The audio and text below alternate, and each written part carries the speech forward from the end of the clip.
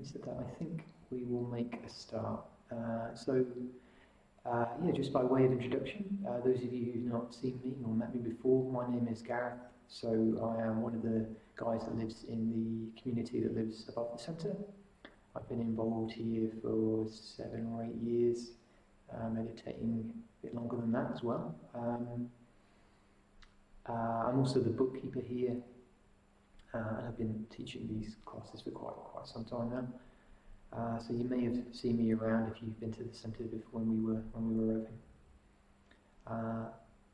And as I said before, we have this.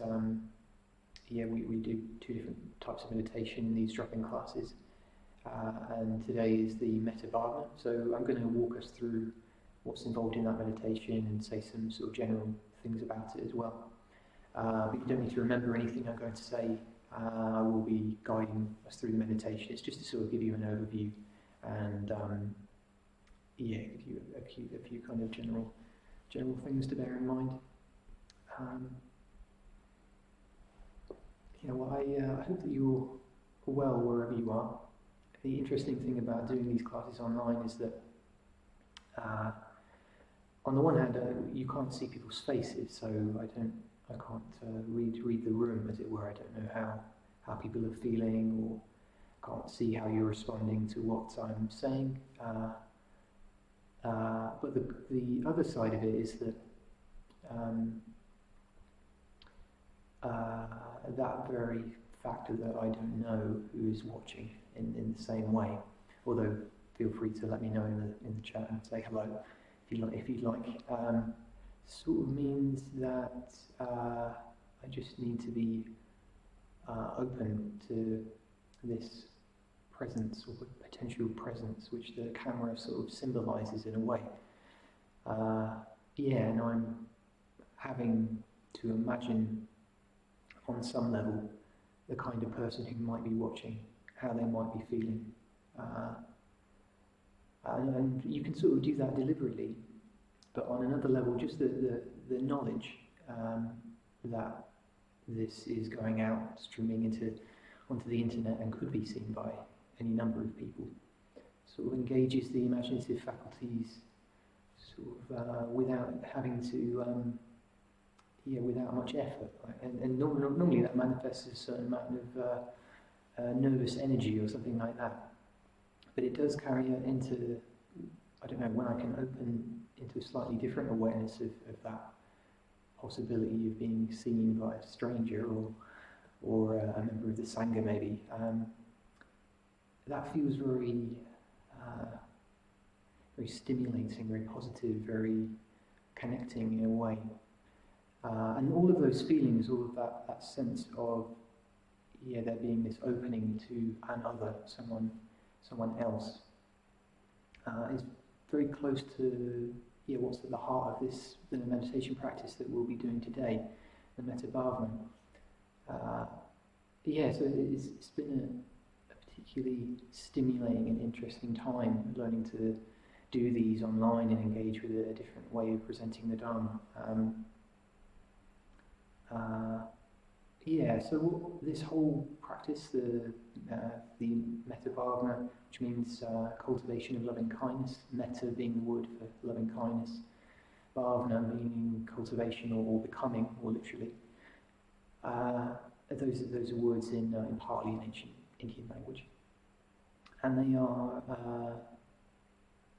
So to give you a sense of the aim of the practice, it's as part of general Buddhist spiritual life. It's on the one hand partly just intended to cultivate a more positive emotional state, a warmer, kinder, more empathetic relationship between ourselves and the world, and towards ourselves actually as well, which is a good preparation for all other aspects of spiritual life, and it forms part alongside the mindfulness of breathing of these kind of 2 bedrock practices, which are the foundation for so much of Buddhist spiritual life. But there is also, they're not just,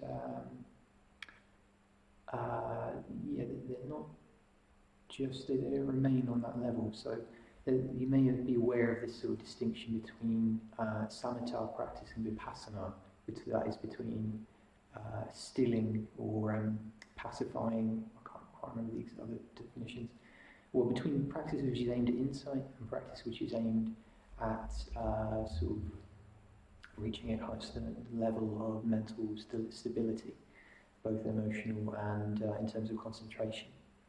And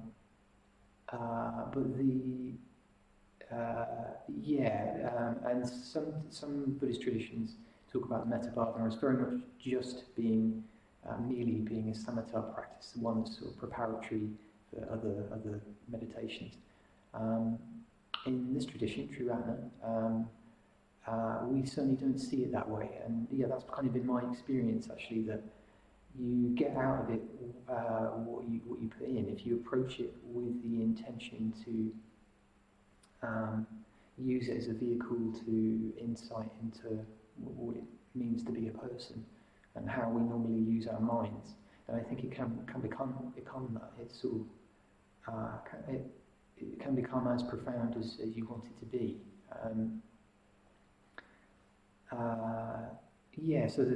I'll run through the actual format that we'll be using, and then I'll say maybe a little bit more about what I mean by that. So today, after a quick body scan, just to sort of get us down into our bodies and out of whatever perhaps more doing-oriented state of mind that we've been in, we will be running through a 5-stage version of the Metta Bhavana. So in the first stage, we'll be calling ourselves to mind, wishing ourselves well, and then in the second stage, calling a good friend to mind, someone that we just have uncomplicated, positive feelings of friendliness towards, particularly if that person evokes that we feel they bring out the best in us in some way, whether that's spiritually or just in more kind of general terms. They're good for us on some level. Then in the third stage, calling to mind a neutral person, so someone we don't feel particularly strongly about one way or another. In the fourth stage, calling to mind a difficult person, so someone that we find more difficult. So traditionally, this stage is described as the enemy stage.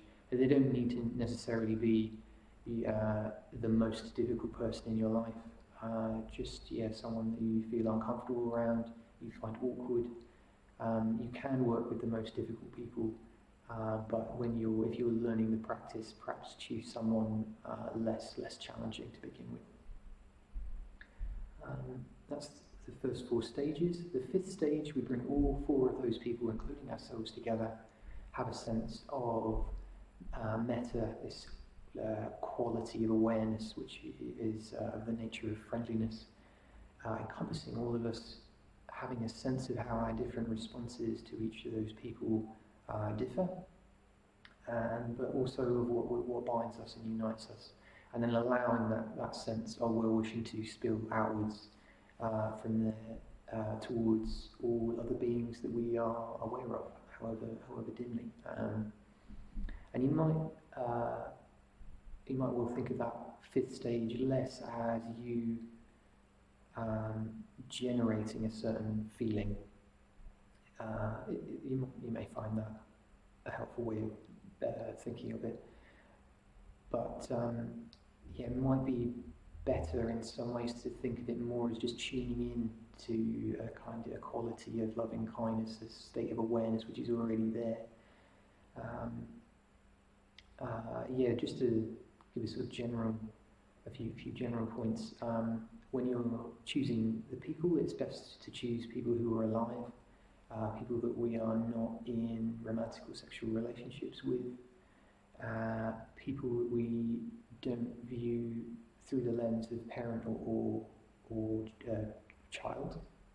Not because of any of those relationships are bad or that you should never cultivate metta towards those people. You definitely should, and they're all healthy parts of our emotional life.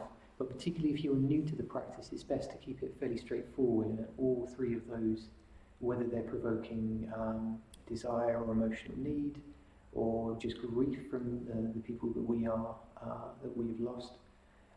They come with baggage, with other layers of emotional kind of cross currents. Yes, it's best to stay with to choose people who are a bit more straightforward, at least as you're becoming familiar with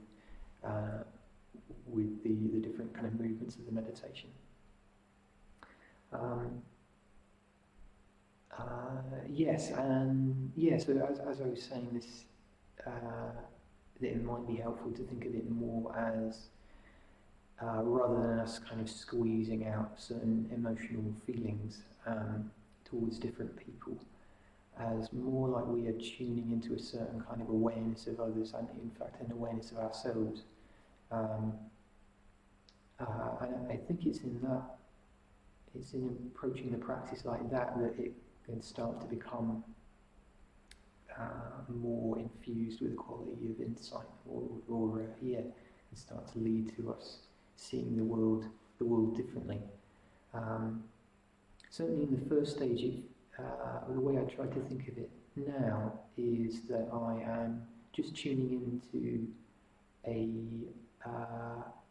something which is already there, that actually even though my opinion of myself may shift depending on the things that I do, or ways I may have fallen short of my intentions or ideals, there is always, on some level, a desire to be well, just kind of in me. Like that's, if I look closely, that underpins everything that I do. Even the things that don't make sense or seem to go very much against my best interests, I'm doing on some level because I want to avoid some pain or discomfort, or I want to get something that I believe will make me happy. And we're rather complicated beings, so often our desires and fears conflict with each other, which leads to which can lead to a lot of pain and dissatisfaction. But if you go down deep enough, it does all come from the same sort of movement somehow in the depths of our being towards a variety of things, but it's always in a certain kind of direction. And as we move into so in that first stage, it can be a lot more like just opening up to that fact in whatever way we can, and employing our imagination in whatever way seems to move us towards that awareness most effectively. This is one way of sort of conceptualizing what we're doing. It might be that we are picturing ourselves with our mind's eye from the perspective of someone who cares about us, not necessarily a particular person, but just with a kindly gaze, as it were. Or it might be that we just stay with the physical sensations, feel in the body its capacity for pleasure and pain, its desire to move towards or away from those things.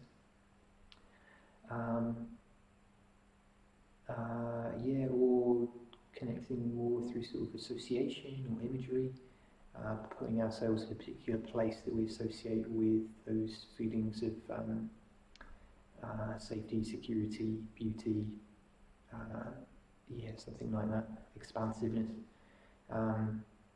If it's more like imagery, I know that imagining lights kind of extending through the body, things like that can be quite powerful for some people.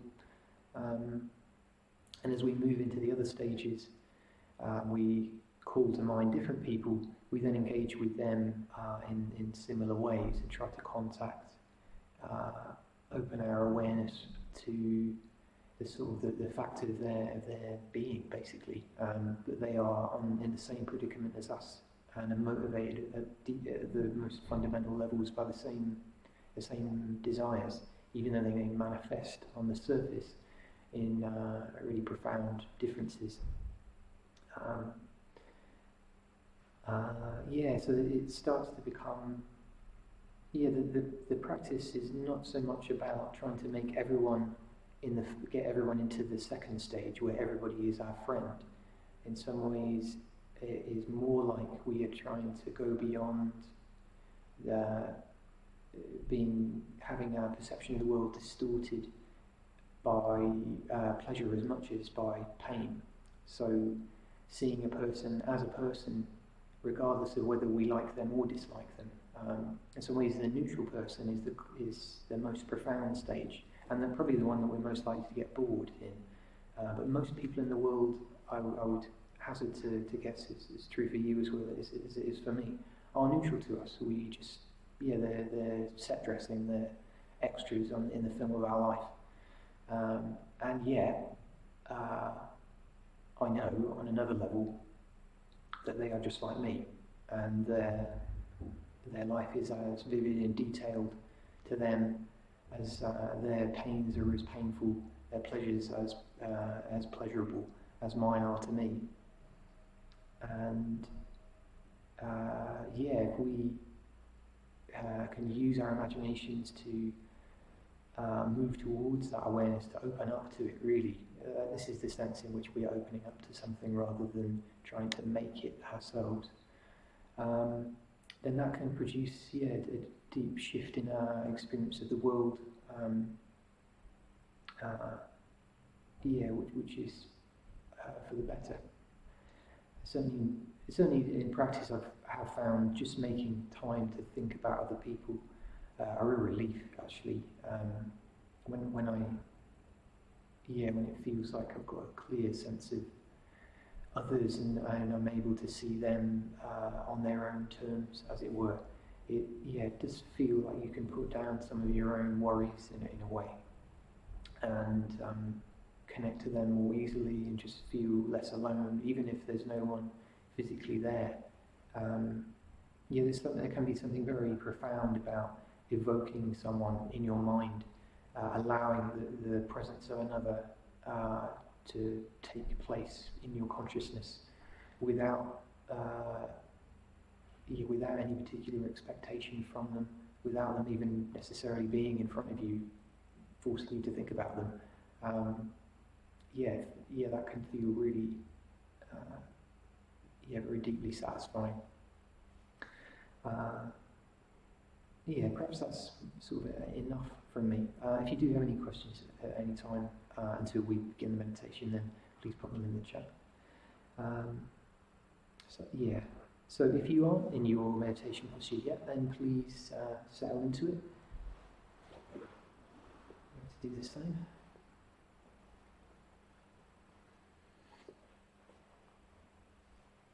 So, while there's a lot that could be said about meditation posture, the basic principles are we're looking for comfort, enough comfort to be able to sit for a fairly long time without having to shuffle around too much.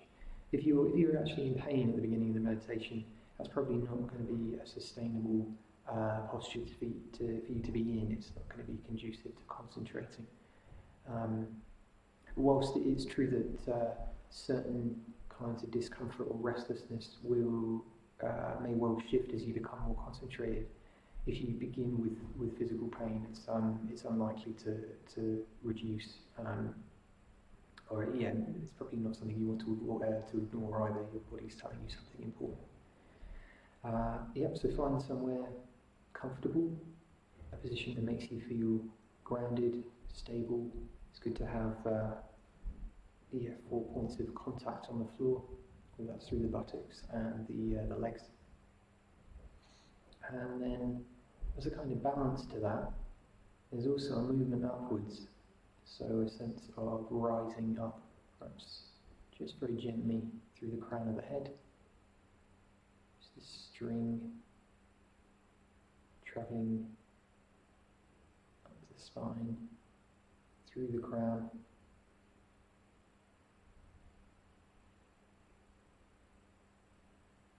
But we're not forcing, not making too much effort to crank ourselves upright.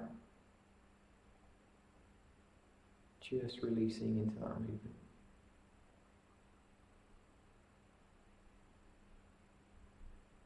You might want to take a couple of deep breaths, just imagining that on the out-breath, any unnecessary tension is just fading away. closing your eyes if you haven't done already, or resting them in an empty space.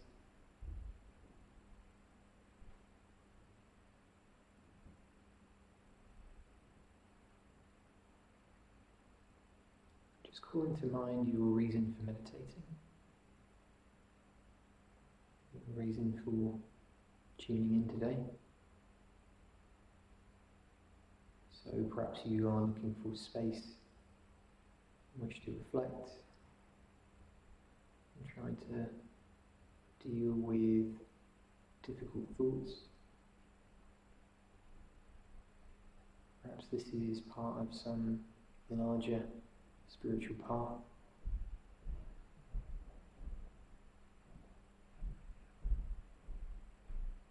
Whatever your reasoning, or even if it's just a felt sense, something drawing you onwards at the level of the heart,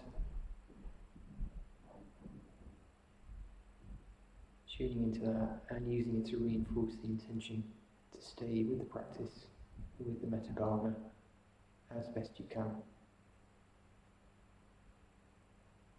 So we don't need to worry about how often we become distracted.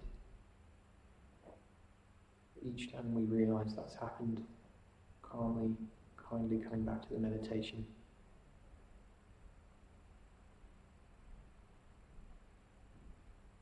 Moving into the body scan.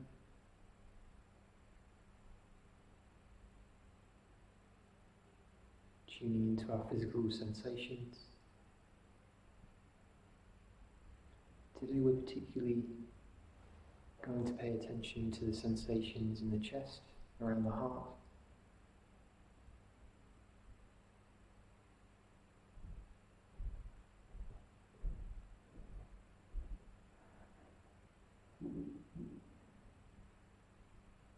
Just feeling the movement of the ribs as we breathe. Noticing what jumps out at you, or if nothing does.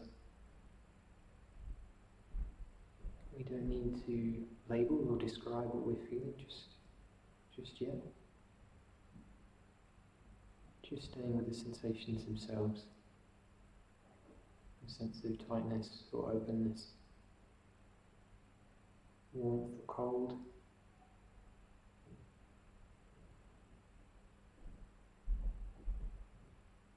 Whether we feel collapsed or expansive, pleasant or unpleasant feelings.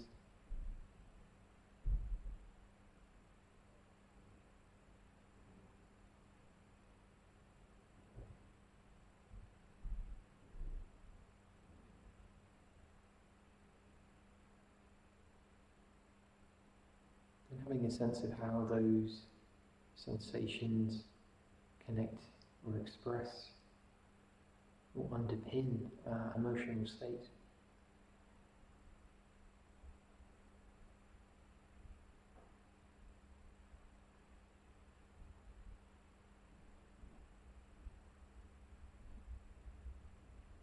So if we were feeling tense or anxious before, just feeling what that's like in the chest.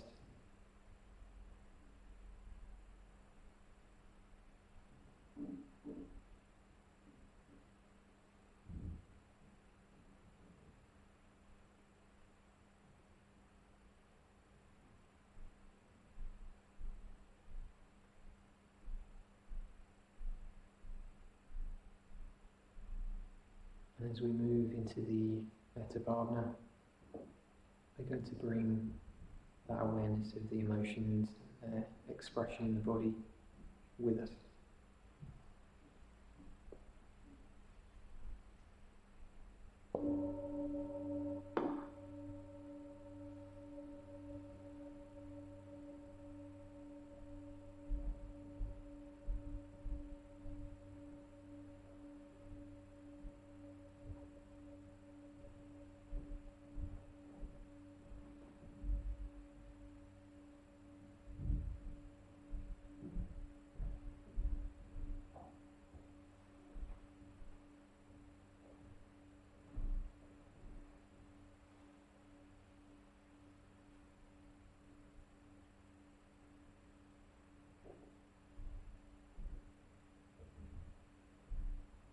So in the first stage, calling ourselves to mind.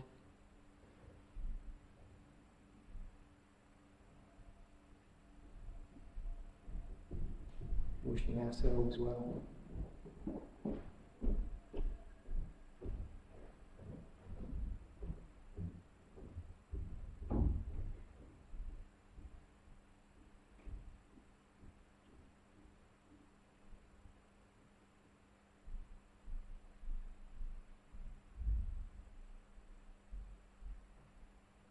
Again, not trying to force that, just opening our awareness in that direction. So if there are difficult sensations in our experience, difficult thoughts in our minds,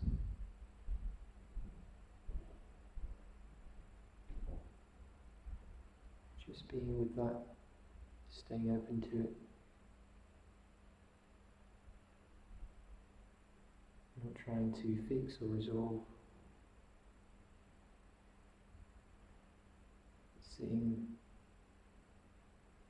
with them just as we would with a friend who was very sick.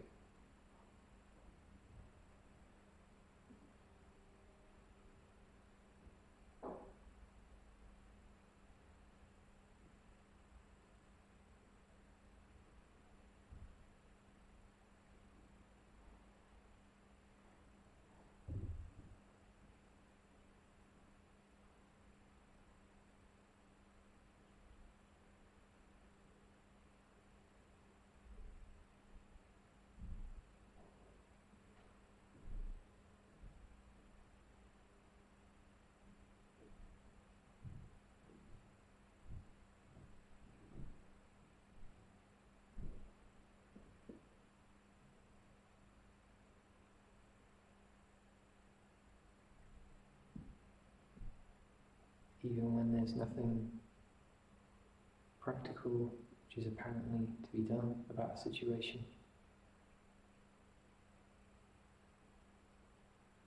Just listening, paying attention can be healing in itself.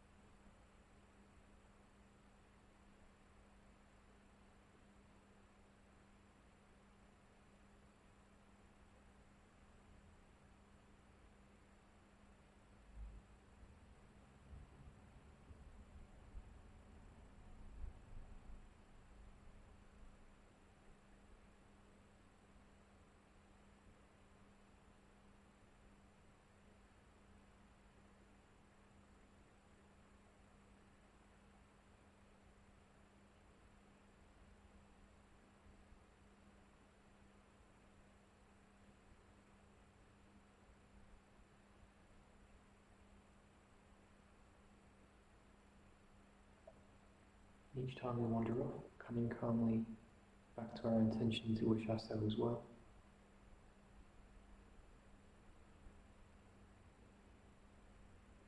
Practicing compassion even towards our tendency towards distraction.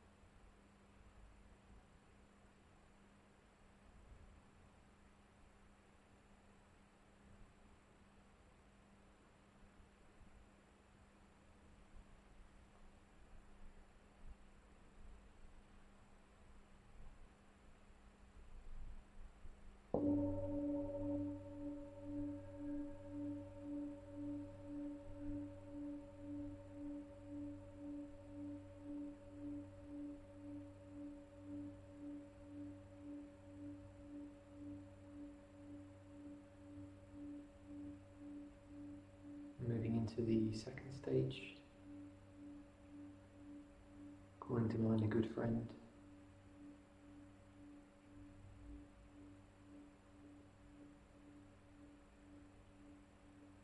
Just noticing our response to calling them to mind, the way our body has changed, even if it's only very subtly.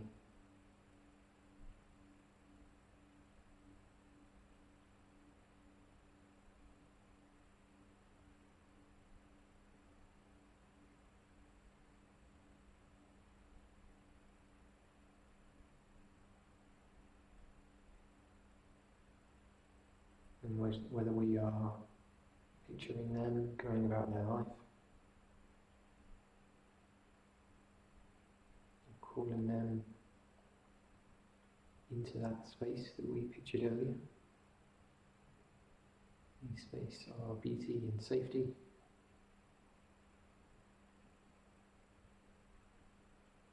And just imagine that we can feel them nearby.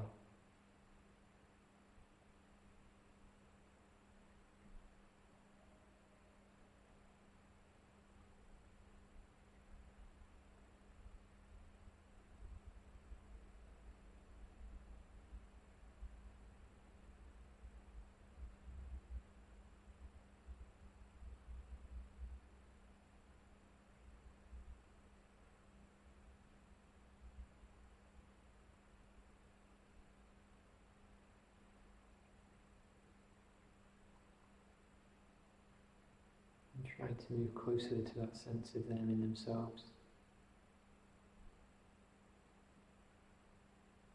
Their sensitivity, their vulnerability, their capacity for so many things.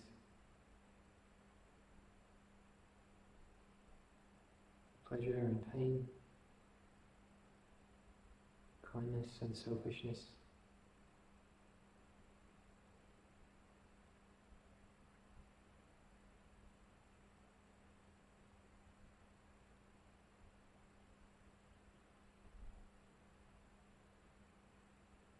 And fundamentally and indescribably alive.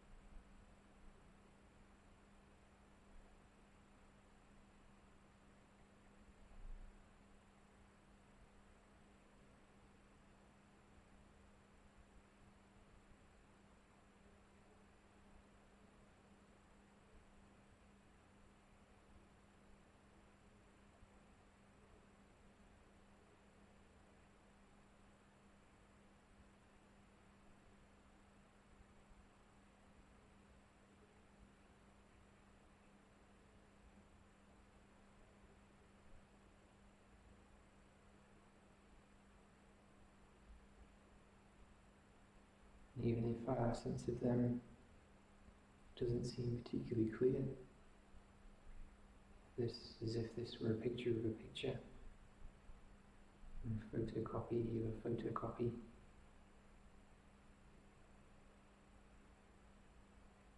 Even if what we see in our mind's eye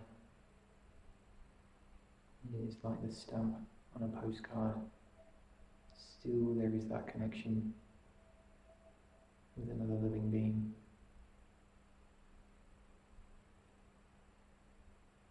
They are out there somewhere.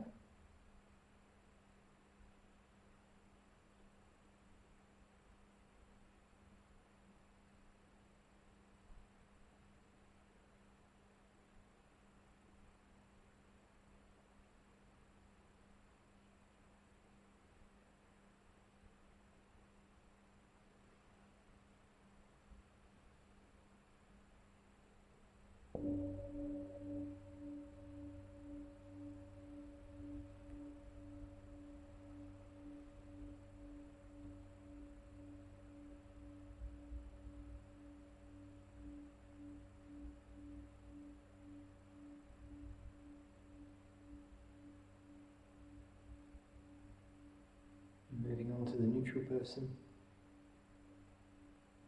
calling to mind someone that we neither particularly like nor dislike. So there might be subtle feelings in both directions. There's not a strong, clear feeling response to them.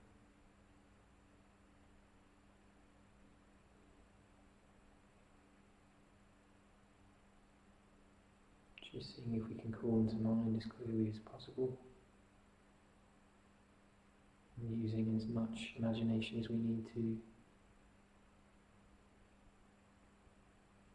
filling in whatever blanks in our knowledge about this person we may have. As long as it's moving us towards an appreciation of them as a human being, as a living being, that's still positive.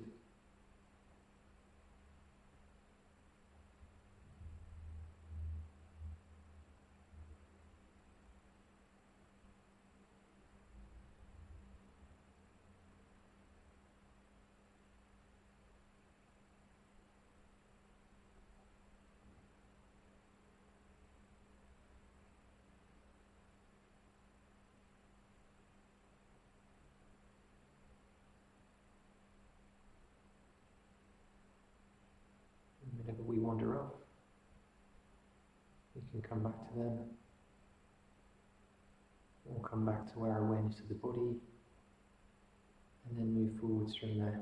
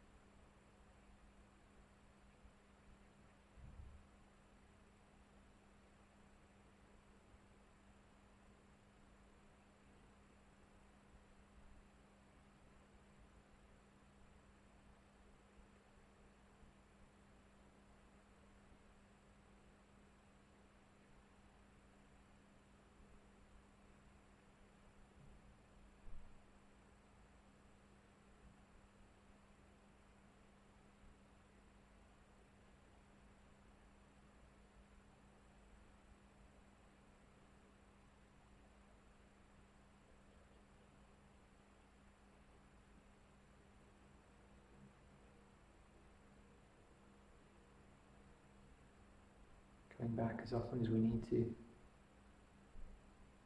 not judging ourselves unnecessarily. In some ways it's perfectly natural to find this stage less engaging. We chose this person as the neutral person precisely because they don't engage our energies in a way particularly.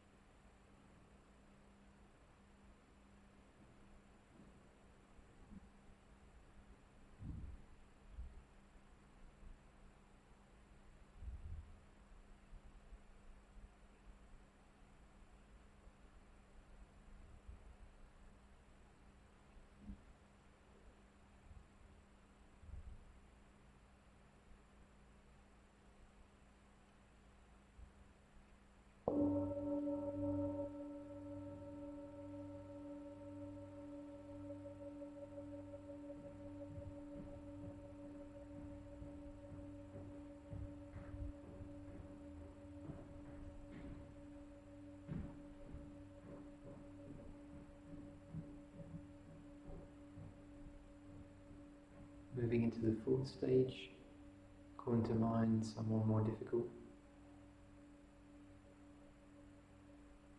Really giving ourselves as much space as we need around our reaction to them. Again, we've chosen them for a reason.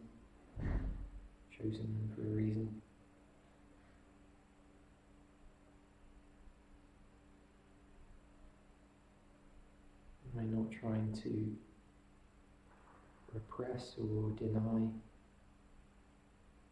the feelings that they normally evoke.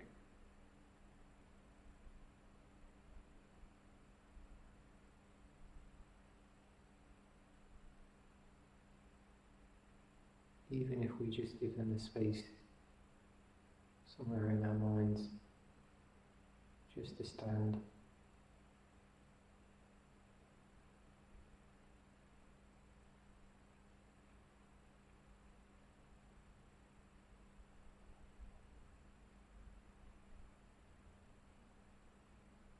And having created that space around our habitual response, seeing if there is room enough to imagine them differently, to see other aspects.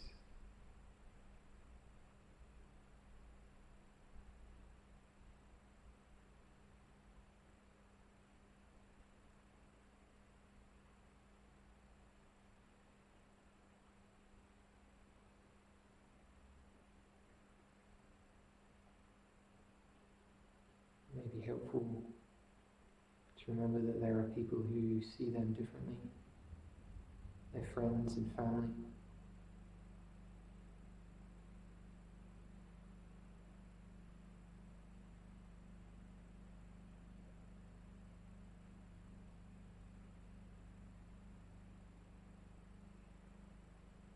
Or even just to be aware of our own experiences with them, which don't fit into our usual narrative about who they are.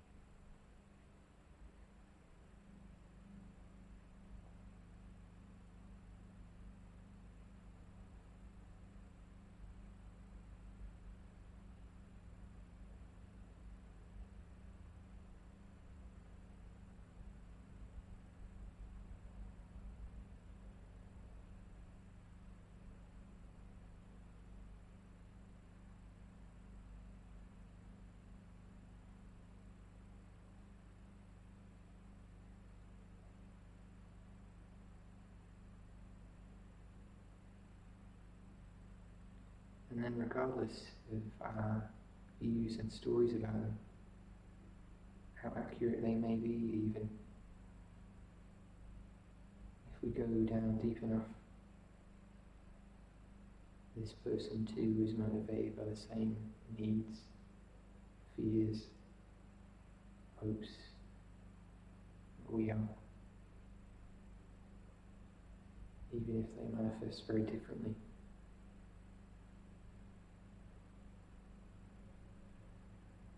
It's likely that they are also concerned by the situation at the moment.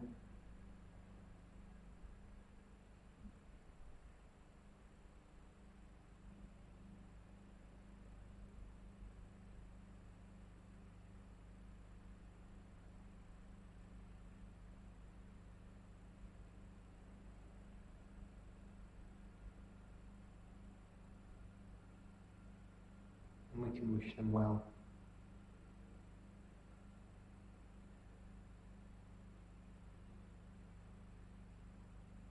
We can wish them contentment, even if their goals we may not agree with.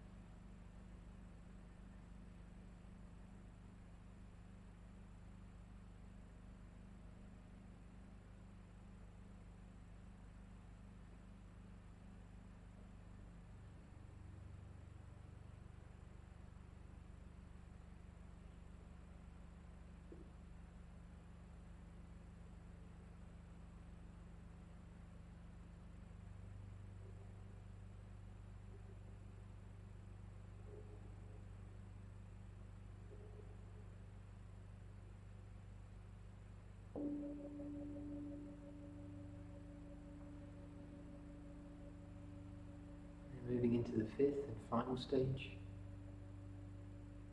Firstly, calling to mind ourselves, the good friend, and the neutral person, and the difficult person. Whether you are picturing all four people together, trying to feel them nearby,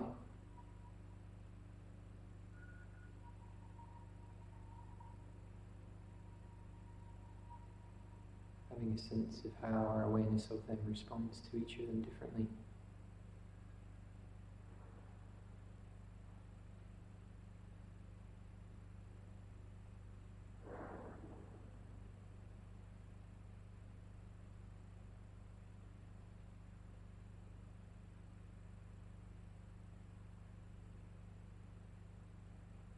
Having a sense also of what we have in common.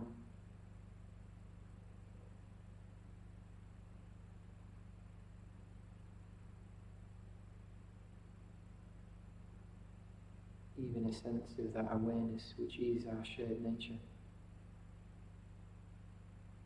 even as it's subject to very different conditions.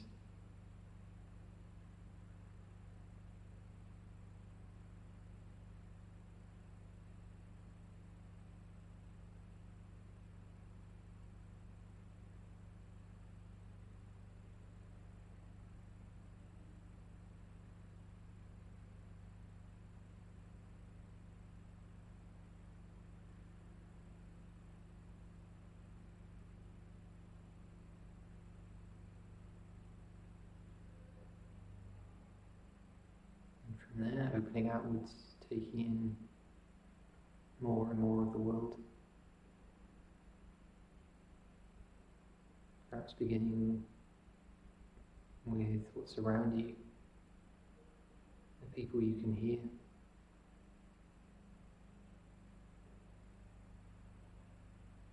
the animals you may be able to hear.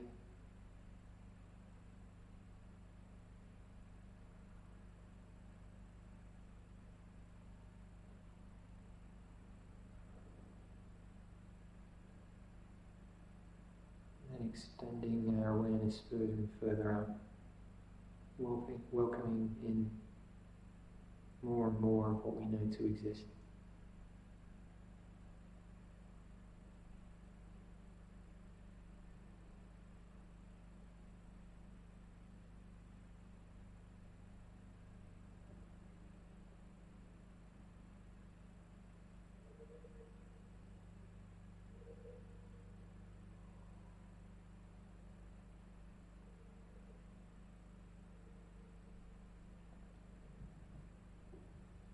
May every sentient thing be fulfilled.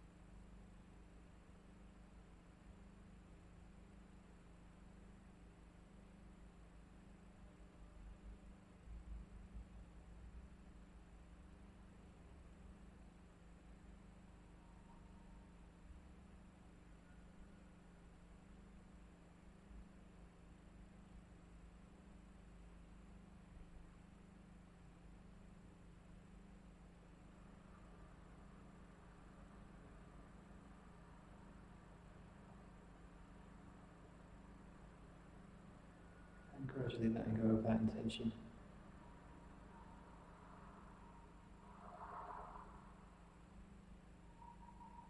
Returning to the sensations in the body.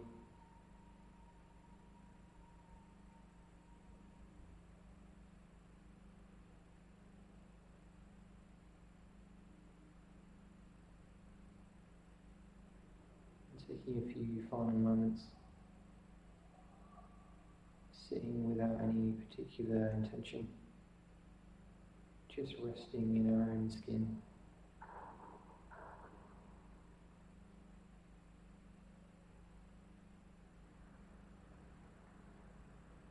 We can be content that we have, to some degree, acted on that intention that we started with. And even just by tuning into the meditation, we're strengthening that intention.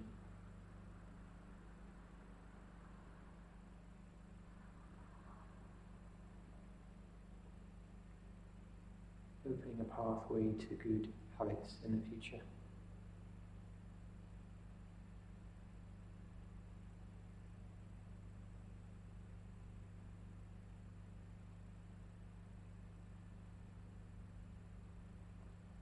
In a moment I'm going to ring the bell, and you can gradually draw the meditation to a close in your own time, opening your eyes whenever you're ready.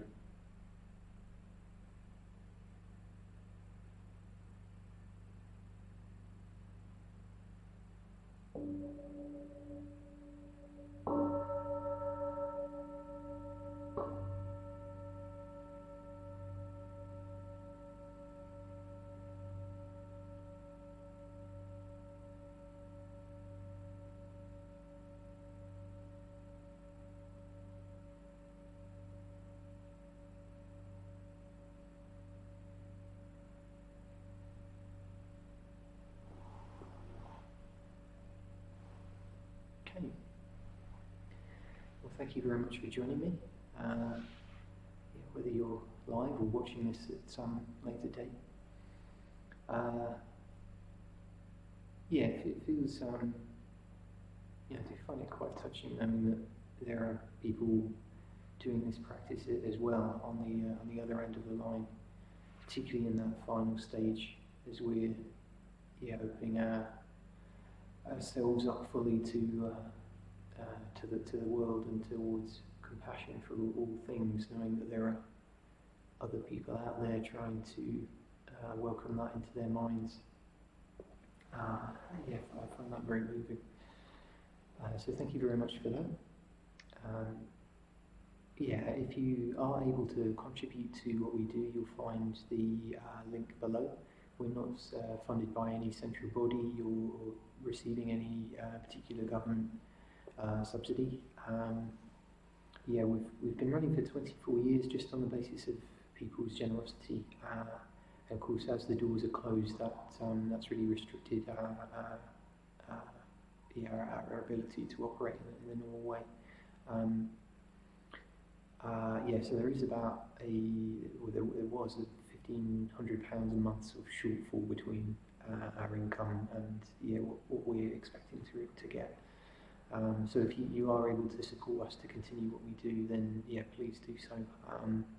Having said that, these sessions are not offered on the basis of a transaction. They are just a gift. And if you wish to respond with generosity of your own, that's much appreciated. If you're not able to do so, then just enjoy them and use them as much as you need. Thank you very much. There is, as I said, there will be more sessions next week at our usual times. If you are interested in anything that we do, then please, you can find our website, drop us an email, find us on Facebook, or something in the comments. Hi Peter, I think you emailed in. It's nice to know that you made it. Oh, thank you. Thanks, LPEG. Is it PEG? I don't. Anyway, thank you. Okay, well, I will leave you at that. see you again, hopefully. Take care.